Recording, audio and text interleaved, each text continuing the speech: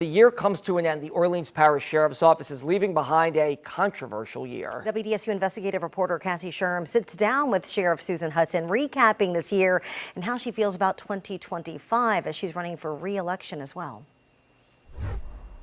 We've had a lot of stuff happen this past year, a lot of ups and a lot of downs with your department. Yeah.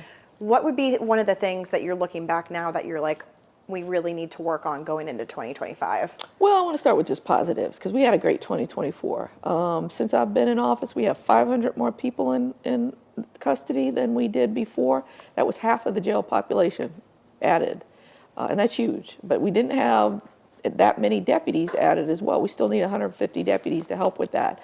But even given those odds and that burden, I'm so proud of the men and women of this department. So for this year, what would you say were some of the downs that you guys did have to face? Well, we've had to deal with a number of issues. We still have to comply with this consent judgment. Consent judgment came into being about medical and mental health care in the jail. We got a new provider now to upgrade that. It's also about violence in the jail, violence between deputies and those in our custody and those in custody against each other.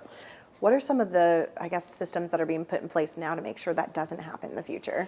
Well, there's always going to be incidents. We're dealing again with people who are here for violent acts. We believe the numbers will fall as we put more programs in place, we put more assessments of people in place, and as we get more deputies in there as well. We've got a number of new programs coming in that we think are going to make a huge difference. And then when it comes to understaffing, why do you think the department has struggled with that for so many years? Salary, plain and simple.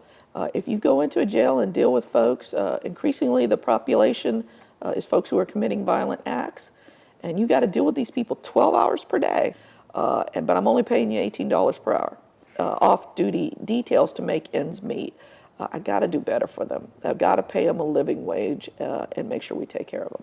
And then next year, do you plan to run for re-election? I sure do.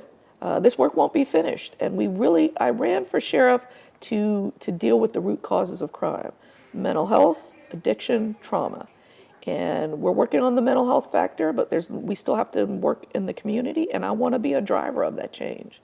And we think we can be one of the safest cities in this state when we address those root causes. Do you think that you're going to face any opposition? I'm sure. This is an important job, and there are people in this community who want to be in that seat. I have every intention of staying in this seat. I have no intention of going anywhere. And I'm excited to tell the community what we have done.